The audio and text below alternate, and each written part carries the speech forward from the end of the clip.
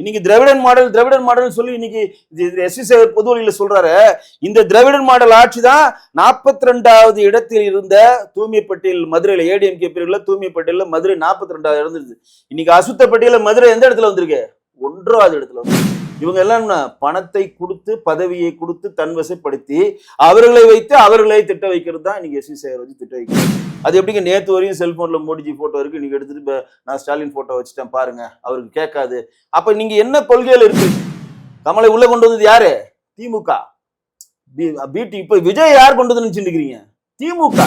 நான் மலையை காக்க போறேன், கடலை காக்க போறேன், ஆடை காக்க போறேன், மாட்டை காக்க போறேன், நாம் கடல் உள்ள போய் மீன் வளத்தை காப்பாற்ற போறோம். நாளைக்கு மீன் எல்லாம் துள்ளி கிழிச்சு வந்து சாப்பா குத்த போதா? நாம் தமிழரோட விவசாய சின்னத்துல குத்த போதா? ஒற்றன் செய்தி நேயர்களுக்கு வணக்கம். சார் வெங்கடேஷ் சார் வணக்கம். வணக்கம் ஜி. சார் நேற்று பார்த்துருப்பீங்க நம்ம சோஷியல் மீடியாவில் டிவி சேனல்லாம் எஸ் வி சேகருடைய பேட்டி பார்த்துருப்பீங்க. அதாவது முன்னாள் பாஜகவை சார்ந்தவர், அதுக்கு முன்னால் அஇஅதிமுகவில் இருந்தவர், அதுக்கப்புறம் இப்போ தச்சமயத்துக்கு பார்த்தீங்கன்னா வந்து திமுக ஆதரவாளர் ஆட்டம் இருக்கிறாரு, மறைமுக ஆதரவாளர் ஆட்டம். அவர் நேற்று அவருடைய உரையில் பார்த்தீங்கன்னா அந்த பேட்டி கொடுக்கும்போது பாஜக ஒன்றுமே இல்லை தமிழ்நாட்டில், அண்ணாமலை இருக்கிறதான் காலி பண்ணுறாரு, நான் அன்றைக்கே சொன்னேன், அதுதான் இன்றைக்கும் 1% கூட ஒன்றும் முன்னேற்றமே கிடையாது, இப்போ இருக்கக்கூடிய திமுகவுடைய ஆட்சி நல்லாவே நடக்குது அப்படின்னு இருக்காரு. இதை நீங்கள் எப்படி பார்க்குறீங்க? அதாவது வடிவேலு ஒரு ஜோக்கில் சொல்லுவார்ல, வாங்கி கொடுத்த காசுக்கு மேலே ஒருத்தன் கூறாண்டா அப்படின்னு ஒரு ஜோக் வரும் பார்த்தீங்களா? ராஜகுமார்னு எழுதியிருப்பார், என் புருஷன் தான் எனக்கு மட்டும்தான்ற படத்தில். அதை தான் நீங்கள் இதில் ஒப்பிட்டு திரு எஸ் வி சேகர் சாரோட பார்க்கணும். என்னுடைய நெருங்கிய நண்பர் தான் அவர், மாற்று இல்லை. ஆனால் கொள்கை ரீதியாக பார்க்குறப்ப இன்றைக்கு ஆப்போனண்ட்டில் போயிட்டு அவர் வந்து அந்த வாங்கி கொடுத்த காசுக்கு ஏற்ற விசுவாசத்தை அங்கே காட்டுறாரு. ஏன் அப்படி சொல்கிறேன்னா, திமுக வந்து நீங்கள் வந்து சாதாரண கட்சியாக நீங்கள் இடப்படக்கூடாது. திமுக வந்து கில்லாடிலையும் கில்லாடி. ஏன்னா பணந்தண்ணி கொட்டை போட்டவங்க அப்படின்னு சொல்கிறாங்கல்ல, அதில் வந்து திமுக வந்து வல்லவர்கள். ப்ளஸ் வந்து எதிராளிகளை எப்படி தன்வசப்படுத்த முடியும் அப்படின்றதுலையும் திமுக வல்லவர்கள் தான். ஒரு சிம்ம உதாரணம் சொன்னா அவங்களுக்கு இதை புரிஞ்சுப்பீங்க. நடிகர் கிங்காங்னு ஒருத்தர் இருக்காரு தெரியுங்களா? அவர் வந்து நிறைய படங்கள் நடிச்சிருக்காரு. அதிமுகவுடைய கலைக்குழுல அவர் இருந்தவர். தொடர்ந்து அதிமுக ஆஜா ஷெரீஃபுக்கு அப்புறம் அவங்களுக்கு குழு தான் போய் பெஞ்சமின், அவரு, போண்டாமணி, ரவி மரியா, அந்த பெரிய குரூப் ஆர் சுந்தரம் போய் கலை நிகழ்ச்சிகள் பண்ணுவாங்க. அந்த கிங்காங்குடைய பொண்ணுடைய கல்யாணம் இங்கதான் நடந்துச்சு, வடபள்ளியில. நான் போயிருந்தேன், என்னையும் கூப்பிட்டு போயிருந்தேன். அதற்கு வந்து மாண்புமிகு முதலமைச்சர் திரு எடப்பாடி பழனிசாமி அவர்கள் வர முடியல, அவர் உடம்பு சரியில்லை. முன்னாள் முதலமைச்சர் வர முடியல. மாண்புமிகு தற்போதைய முதலமைச்சராக இருக்கக்கூடிய திரு மு.க. ஸ்டாலின் வந்தார். உங்களுக்கு எல்லாம் ஆச்சரியமா இருந்துச்சு நமக்குலாம், என்னடா அது கலைக்குழுல தான் இவர் இருக்கிறாரு, ஏடிஎம்கேல. ஜெயக்குமார் அவர்கள் வந்தார், மாற்றில்ல. அதனால எடப்பாடி பழனிசாமி வரக்கூடாதுன்ற எண்ணம் இல்லை, அவரால் வர முடியல, உடம்பு சரியில்லைனாலும் வர முடியல. ஜெயக்குமார் அவர்கள் அமைச்சு வச்சிருந்தார். ஆனா எதிராளியை தன் வசப்படுத்தணும்னு சொல்லி வாலண்டியா வம்படியா வந்தார். யாரு? மாண்புமிகு முதலமைச்சர். எல்லா சினிமா கல்யாணத்துக்கு அவர் போறாரா? இல்ல இல்ல. இது ஒண்ணு. இப்போ எஸ் வி சேகர் என்ன பண்ணுறாரு, நாங்கள் 7,000 வந்து 70,000 என்னமோ சொல்லி ஒரு நாடகத்தை வந்து நாங்கள் வந்து நடத்தி முடிச்சிட்டோம், இதுக்கு வந்து மாண்புமிகு முதலமைச்சர் தொடக்கி வைக்கணும் அப்படின்னு சொன்னோன்னே தொடங்கி வைக்க மற்றவங்கள இருந்தால் டைம் இல்லைன்றுவாங்க. அவர் வர்றாரு, வாலண்டியராக வர்றாரு. வந்துட்டு என்ன சொல்கிறாரு, தொடங்கி வச்சுட்டு இவர் ஒரு கோரிக்கை வைக்கிறார், இந்த சாலைக்கு எங்கள் அப்பாவோட பெயர் வெங்கட்ராமன் பேர் வைக்கணும். வெங்கட்ராமன் யாருன்னா ரத்த தானம் கொடுத்துருக்காரு, பிணங்கள்லாம் அடக்கம் பண்ணவர், சோசியல் சர்வீஸ் பண்ணியிருக்காரு, இல்லைன்னு சொல்ல. ஒரு சாலைக்கு பேர் வைக்கிற அளவு சோசியல் சர்வீஸ் பண்ணல. சோசியல் சர்வீஸ் பண்ணலன்னு நான் சொல்ல மாட்டேன். நிறைய வாட்டி ரத்த தானம் பண்ணியிருக்காரு, அனாதை பிள்ளைங்களை எரிச்சிருக்காரு, அனாதை பிள்ளைங்களுக்கான ஆதரவு கொடுத்துருக்காரு, தன்னால் இயன்ற உதவிகளை பண்ணியிருக்காரு. ஆனால் தமிழ்நாட்டில் இருக்கக்கூடிய ஒரு சாலைக்கு வந்து ஒரு பேரை வந்து பெரிய லெவலாக வைத்து இப்போ கெசட்ல ஏற்றி அரசாணை வெளியிடுற அளவுக்கு அவர் ஒரு சாதனையாளராக கேட்டால் கிடையாது. கரெக்டா? இதுவரை நீங்க கேள்விப்பட்டிருக்கீங்களா? அவர் இவ்வளவு சாதனை பண்ணி கேள்விப்பட்டிருக்கீங்களா? இல்லை. ஆனால் மாண்பு முதலமைச்சர் என்ன பண்றாரு, என்ன ஒரு சாலை பெறுதுன்னா கெசட்ல போட்டு இப்போ தீர்மானத்தை நிறைவேற்றி வச்சுட்டோன்னா லாக் ஆகிடுறாரு. எஸ் வி சேகர் கொற்ற கோரிக்கை, அவருடைய விழாக்கு வராரு, லாக்கு. அவங்க அப்பாவுக்கு பேர் வைக்கணுன்றாரு, லாக்கு. அடுத்து நான் வருமானத்துக்கு வழி பண்ணுவேன். என்ன பண்றாரு, எஸ் வி சேகருக்காக கலைஞர் டிவியில் ஒரு நாடகத்தை கிரியேட் பண்றாங்க. ஒரு வயதான ஆளை வந்து ஒரு பொண்ணு கல்யாணம் பண்ணிட்டு அது நிகழ்வுகள் என்ன நடக்குதுன்னு சொல்லிட்டு வாரத்துக்கு 2 நாள் ஷூட்டிங், ஒரு நாள் சம்பளம் 1.5 லட்சம், வாரம் 3 லட்சம், 4 × 3 12 லட்ச ரூபா மாசம் சம்பாரிச்சுதான் கலைஞர் டிவி மூலம் கொடுக்குறாங்க. அப்ப ஒருத்தர் உள்ள வந்துட்டாங்கன்னா வெளியே அனுப்பாம அதற்காக வருமானத்தை கிரியேட் பண்ணி தரதுல திமுக வல்லவர்கள். இப்போ நான் சொன்னது அப்படியே நீங்க பொருத்தி பாருங்க, கரெக்டா வந்து உட்காரும். இப்ப நேற்று வரையும் அவர் வந்து நானும் சென்சார் போர்டில் இருக்கிறேன், அவர் சென்சார் போர்டு சவுத்துல வந்து பிரசிடென்டா இருந்தாரு. மோடிஜி அவர்கள் தான் அதுக்கு அந்த பொறுப்பை அவர் கொடுத்தாரு. கிட்டத்தட்ட பல வருடங்களா அங்க இருந்தார், சென்ட்ரல் போர்டில், சென்சார் போர்டில் பிரசிடென்டா இருந்தார். இன்றைக்கு அதெல்லாம் முடிஞ்சிட்டு ஸ்டேட் உள்ள வந்து அண்ணாமலைஜி பிடிக்கல, அண்ணாமலைக்கு அவருக்கு மிஸ் அண்டர்ஸ்டாண்டிங் ஆயிடுச்சு, பிடிக்கல, வெளியே போயிடுச்சு. அண்ணாமலைஜி இவரெல்லாம் நான் அப்பாவுடைய நிழலில் வரவங்களாம் நான் பதில் சொல்ல முடியாதுன்னு சொல்லிட்டு அவர் கடந்து போயிட்டார். அதோட முடிஞ்சுது. இப்போ நான் என்ன இதோட திமுகவோட ஸ்ட்ராட்டஜி அதில் பார்க்குறேன்னா, ஒருத்தவங்க உள்ள வந்தவொடனே முள்ளால எடுக்கிற மாதிரி வைரத்தால இருக்கணும் மாதிரி அவர்கள் ஆளையே தன்வசப்படுத்தி அவர்களை திட்ட வைக்கிறது திமுக வல்லவர்கள். இந்த ஸ்ட்ராட்டஜி நிறைய பேருக்கு புரியாது. திமுக இதுல வல்லவர்கள். அப்ப என்ன ஒருத்தருக்கு அடிப்படை தேவை என்ன? அவன் கேட்கிற கோரியை நிறைவேற்றணும். இன்னைக்கு ஆளுங்கட்சியா இருந்தா நிறைவேற்றிட்டீங்க, இதே எதிர்கட்சியா இருந்தால் முதலமைச்சர் அவங்க அப்பா பேர் வைப்பாரா? வைக்க முடியாது. ஆளுங்கட்சியா இருக்கணும் உடனே மாநகராட்சியில் ஒரு தீர்மானத்தை போட்டு கெசட்ல போட்டு தீர்மானம் போட்டு வெங்கட்ராமன் சாலை வச்சாச்சு, SV வெங்கட்ராமன் சாலை வச்சாச்சு, முடிஞ்சது. ரெண்டாவது என்ன சொல்றாரு, நீங்க எங்க கட்சிக்காக பிரச்சாரம் பண்றோம். இதெல்லாம் கொடுத்துட்டு மாண்பு முதலமைச்சர் என்ன செக் வைக்கிறாரு, நீங்க எங்க கட்சிக்காக பிரச்சாரம் பண்ணணும். நீங்க இவ்வளையும் வாங்கி உள்ள போட்டுட்டு என்ன சொல்லுவீங்க? இல்ல எனக்கு முடியாது, நான் கொள்கை குன்று, மோடிஜி எனக்கு பிடிக்கும், பாஜகவோட அடிப்படை உறுப்பினர் இருந்தவன், நான் பாஜக தான் வேலை செய்வேன்னு சொல்வீங்களா? அப்ப உங்களை எப்படி ஒரு மனிதரை எப்படி பண்ணும்? இன்னைக்கு வந்து ராமசுப்ரமணியன் ஆகட்டும், இன்னும் 2-3 பேர், சூக்கி சிவம் ஆகட்டும், கிருபானந்த வாரியாருடைய வாரிசுன்னு சொல்லுகிற அந்த பெண்மணி ஆகட்டும், இவங்களாம் வந்து பாஜக மிகப்பெரிய ஒரு குரலாக ஒலித்தவர்கள். இன்றைக்கு அடங்கி போய் திமுகவின் ஊதுவலா ஏன் இருக்கிறாங்க? அவர்களுக்கு வேண்டியதை திமுக செய்து கொடுக்கிறது. ஆனால் நாங்க என்ன சொல்றோம்னா, எங்களுக்கு வேண்டியதை செஞ்சு கொடுக்கறதுனால நாங்க மாற முடியாது. ஏன்னா நாங்க வந்து கொள்கைக்காக தான் அதுல இருக்கோம், பணத்துக்காக இல்லை. இன்னைக்கும் பாத்தீங்கன்னா பிஜேபியில வேலை செய்யறவங்க பாதி பேர் இல்ல, எல்லாருமே 5 பைசா எதிர்பார்க்காம கை காசு போட்டு தான் வேலை செய்யறோம்.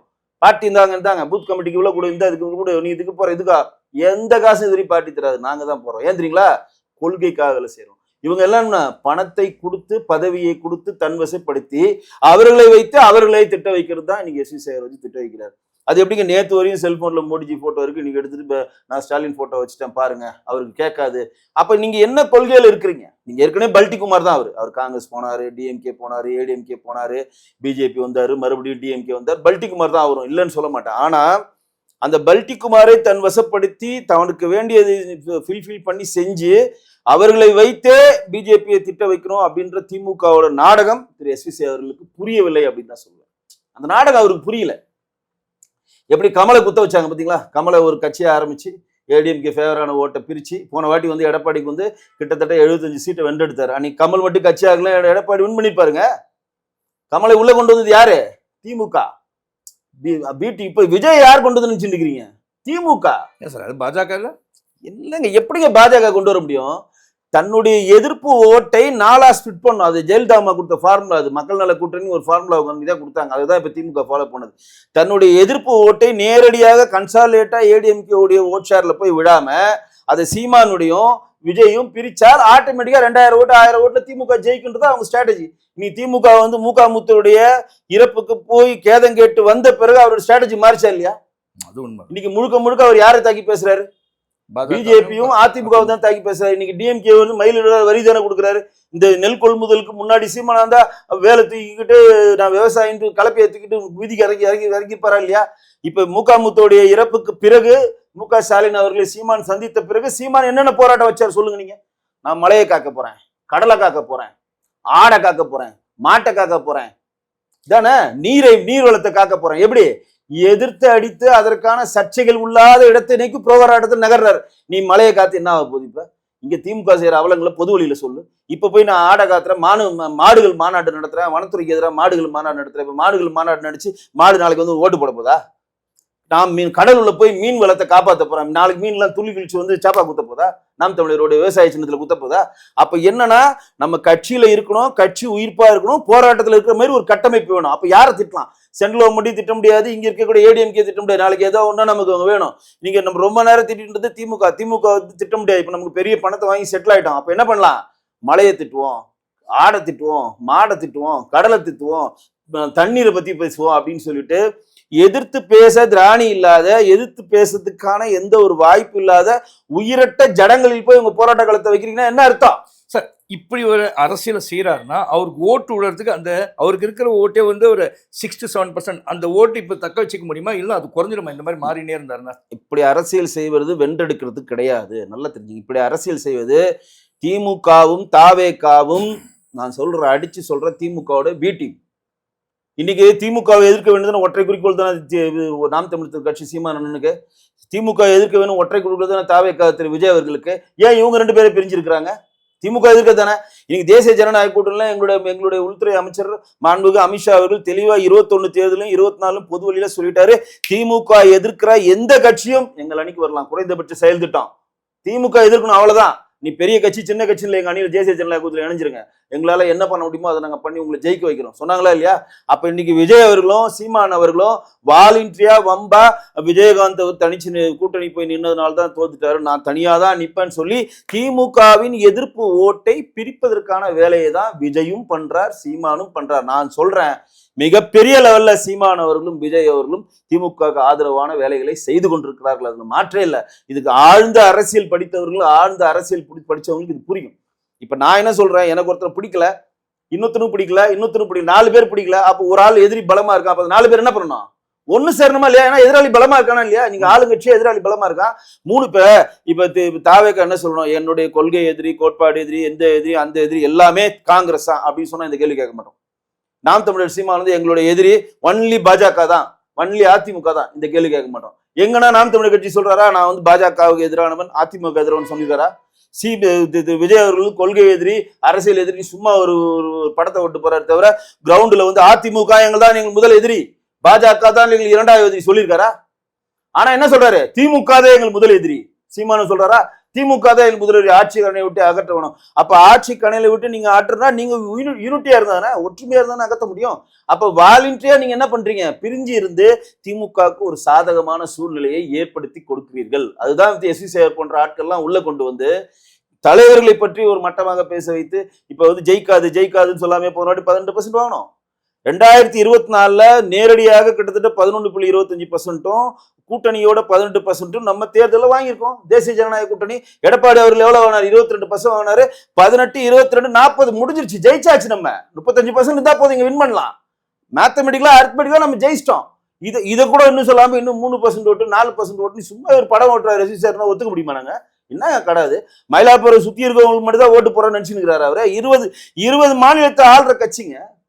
இன்னைக்கு திராவிடன் மாடல் சொல்லி இன்னைக்கு எஸ்வி சேகர் பொது வழியில சொல்றாரு, இந்த திராவிடன் மாடல் ஆட்சி தான் 42வது இடத்தில் இருந்த தூய்மை பட்டியல் மதுரையில ஏடிஎம்கே பிரிவுல தூய்மை பட்டியல மதுரை 42வது இருந்தது. இன்னைக்கு அசுத்த பட்டியல மதுரை எந்த இடத்துல வந்திருக்கு, 1வது இடத்துல வந்திருக்கு. 2வது எந்த இடம் வந்திருக்கு, பஞ்சாப் லூதியானா வந்திருக்கு. 3வது எங்க வந்திருக்கு, மறுபடியும் சென்னையே வந்திருக்கு. இது திராவிடன் மாடலா, மானங்கட்ட திராவிடன் மாடல்? அது கேட்பாங்களா கேள்வி? ஏன் மதுரை வந்து 42வது இடத்துல தூயப்பட்டியல் இருந்தது, அசுத்தத்துல இந்தியாவிலே நம்பர் 1 ஏன் வந்துச்சு? மாநகராட்சியில 200 கோடி ஊழல். மேயருடைய வீட்டுக்காரும் மேயரும் சேர்ந்து ஊழல் பண்ணி அவர்களை அரெஸ்ட் பண்ணது நாங்க இல்ல, சிபிஐ அரெஸ்ட் பண்ணல, பாரதிய ஜனதா அரெஸ்ட் பண்ணல, டிஎம்கேவே அரெஸ்ட் பண்ணிருக்கு. அவங்க ஹஸ்பண்ட் அரெஸ்ட் பண்ணிருக்கு. இப்ப மேயர் பதவியை தூக்கிட்டாங்க. யார் மேயர் போடுன்னு சொல்லி தவிர்த்து பண்றாங்க. இந்த வெள்ளத்துல மதுரை மிதக்குது. 200 கோடி ஊழல் பண்ணாங்க. அது அரசு அதிகாரிகளும் கவுன்சிலரும் அங்க இருக்கக்கூடிய மாநகராட்சி பணியாளர்கள் எல்லாரும் சேர்ந்து ஊழல் பண்ணாங்கன்னு சொன்னால்தான் இன்னைக்கு மாநகராட்சி எங்க வந்து நிக்குது, அசுத்தப்பட்டியல்ல இந்தியாவின் நம்பர் 1. இது எவ்வளவு பெரிய இழுக்கடு. இது எஸ்வி சேகர் சொல்லுவார், இது திராவிடன் மாடல் சொல்லுவீங்களா நீங்க? இது திராவிடன் மாடலா? 42வது இடத்து தூய்மை பட்டியல் இருந்த ஒரு மாவட்டத்தை அவங்க கையில கொடுத்தா நீங்க மேயரை போட்டு கொள்ளை அடிச்சு மூர்த்தி அவர்களும் பயணி வைத்தாத 2 பேர் கோஷ்டி பூசல் பண்ணி மதுரை மாநகரை நாசப்படுத்தி இன்னைக்கு லஞ்சம் வாங்கி இன்னைக்கு எல்லாமே ஒண்ணுமே இல்லாம பண்ணி இன்னைக்கு தமிழ்நாடு இந்தியாவிலே அதிகமான அசுத்தப்பட்டியல நம்பர் 1 மாநிலமா மதுரையை கொண்டு வந்து நம்பர் 3 நகரமா எதை கொண்டு வந்திருக்கீங்க, சென்னையை கொண்டு வந்திருக்கீங்க. இதான் உங்களுக்கு திராவிடன் மாடலா? அப்ப இங்க கார்பரேஷன் ஒண்ணு வேலை செய்யல, இங்கதான் தூய்மை பணியாளர் டெய்லி போராட்டம் பண்ணுகிறாங்க, எப்படி வேலை செய்ய முடியும்? ஏன் அசுத்தப்பட்டியல வருது? தூய்மை பணியாளர்களுக்கு வேண்டிய வசதிகளை இந்த அரசாங்கம் செய்ய தெரியல. 100 நாள் தாண்டி போயிட்டு இருக்கு. கடல்ல இறங்கி போராடுறாங்க தூய்மை பணியாளர்கள். கடல்ல கயிறு கட்டிட்டு இறங்குறாங்க. ஒண்ணு எங்களை வாழ விடு இல்ல சாக விடுன்னு இறங்குறான். இது இந்த ஆட்சிக்கு அவமானம் இல்லை? இதுதான் திராவிடன் மாடலா? ஏன் எஸ்வி சேகருக்கு வந்து திராணி இருந்தா, அவருக்கு பெரிய தில் இருந்தா இதை பத்தி சொல்லுங்க. ஏங்க 100 நாளா தூய்மை பணியாளர் போராடுறாங்களா, அதை பத்தி கருத்து சொல்லுங்க. ஜாக்டோஜே இன்னைக்கு வரையும் போராடல, கருத்து சொல்லுங்க. இன்னைக்கு பல்லவன் ஹவுஸ்ல போய் பாருங்க, ஜிம்கானா கிளப்புக்கு ஆப்போசிட்ல இன்னைக்கு வரையும் ஓய்வு திட்டத்தை எங்களுக்கு வரல, எங்களுக்கு கிராஜுவேட் வரல, பென்ஷன் வரலன்னு சொல்லி ஓய்வு பெற்ற போக்குவரத்து ஊழியர்கள் போராடிட்டு இருக்கான். பதில் இல்ல. ஆசிரியர்கள் போராடிட்டு இருக்காங்க. பழைய ஊதியத்தை எங்களுக்கு கொடுக்கணும், தொகுப்பு ஆசிரியர்களை சேர்த்தவர்கள் பர்மனண்டான ஒரு ப்ராமிஸ் கொடுத்தாங்க. பதில் இல்ல. டாக்டர்களுக்கு எங்களுக்கு இருக்கிறதுலே மிகப்பெரிய ஒரு அல்வா குடிச்ச கருத்து திமுக கட்சியா சொல்லி டாக்டர்கள் உள்ளிருப்பு போராட்டம் பண்றான். பதில் இல்ல. போராட்டம் போராட்டம் போராட்டம் போராட்டம் அப்படின்றது வந்து ஒவ்வொரு ஆளும் கட்சி எதிர்த்தும் எப்பயுமே நடக்கக்கூடிய ஒரு போராட்டங்கள் தான். அந்த தொழிலாளர்கள் நடத்தக்கூடிய ஒரு போராட்டமாக தான் நம்ம இதை பார்க்க முடியும். இல்ல ஆளுங்கட்சி எது பரவாயில்ல நடக்கிற இதே நான் சொல்ற இந்த எல்லா போராட்டத்தையும் நிவர்த்தி பண்ணுவேன் போய் முதலாளா எதிர்கட்சி இருக்கிறப்ப யார் போய் நின்னதுங்க? ஜாக்டோ ஜியோட்ட போய் நாங்கள் ஆட்சி அமைத்தால் உங்களுக்கு பழைய ஓய்வு திட்டத்தை அமுல்படுத்துவோம் சொன்னது யாரு? திராவிடன் மாடல் சொல்லுகிற மாண்பு முதலமைச்சர். சத்துருவ பணியாளர் உங்களை பர்மனன்ட் பண்ணுவோன்னு சொன்னது யாரு? ஆசிரியர்களை தொகுப்பு ஆசிரியர்களா சேர்ந்த இந்த எல்லா ஆசிரியர்களும் நாங்க பர்மனன்ட் பண்ணுவோம் சொன்னது யாரு? நம்மளா சொன்னோம். கல்வி கடன் ரத்து பண்றேன்னு சொன்னது யாரு? நம்மளா சொன்னோம். நகை கடன் முழுவதை ரத்து பண்றேன்னு நம்மளா சொன்னோம். கலைஞர் உரிமை தொகை 2,20,00,000 ரேஷன் கார்டு தமிழ்நாட்டில் இருக்கிறது. 2,20,00,000 இருக்கக்கூடிய அனைத்து பெண்களுக்கு தருவோம் நம்மளா சொன்னோம். கேஸ் மானியம் 100 ரூபாய் தள்ளுபடி பண்ற நம்மளா சொன்னோம். டீசலும் பெட்ரோல் விலையை இறக்குவோம் நம்மளா சொன்னோம். ஜல்லிக்கட்டு கால வளர்த்தா 1000 ரூபாய் ஊக்கத்தொகை நம்மளா சொன்னோம். ஒண்ணுமே நம்ம சொல்லுங்க, நீங்க தாங்க சொல்றீங்க. இன்னைக்கு வரையும் கண்ணுக்கு நேரம் நம்ம மாசம் மாசம் ஈவி பில்ல டபுள் மடங்கா கட்டிட்டு இருக்கோமா இல்லையாங்க? மாசம் மாசம் நீங்க கணக்கெடுக்க, நீங்க ஸ்மார்ட் மீட்டரை பொருத்தி கணக்கெடுத்தா என்னுடைய பணம் மாசம் மாசம் 50% சேவ் ஆகுங்க. கண்ணுக்கு தெரிஞ்சா நான் பணம் கட்டிக்கிட்டு இருக்கேன். என் வைத்தறிச்சல் தானே அது. 100 ரூபாய் கட்டின சொத்து வரி இன்னைக்கு எவ்வளவு கட்டுறீங்க? 300 ரூபாய் கட்டுறீங்க. 200% ஏற்றி வச்சிருக்கீங்க.